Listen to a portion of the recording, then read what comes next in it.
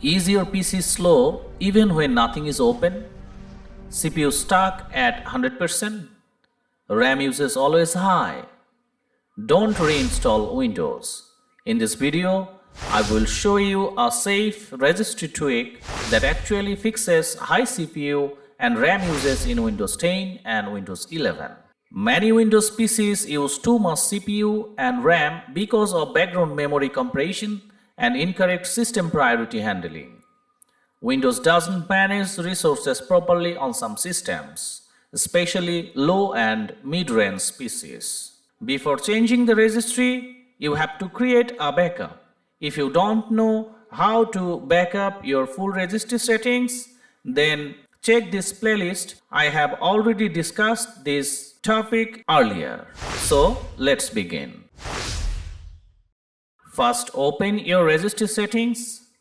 You can open your registry settings by click the Start plus R menu, then type here reg edit, then click enter. Also, you can open your registry settings, click on this Start menu and type here Registry Editor.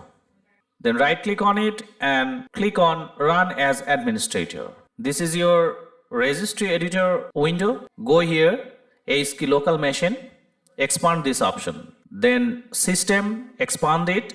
Then Current Control Set, expand this option. And find this option Session Manager, expand it. And then find Memory Management. From the right side here, click on the right button, then click on New and create new DWord 32. Here, click on it. Then name this DWord Disable Plugin Executive. If you notice that this option is already exist here, then you don't need to create a new one. You just edit these options. So double click on these options, double click on these DWords and then set this value 1 and click OK. This forces Windows to keep important system processes in RAM instead of constantly compressing memory, reducing CPU load.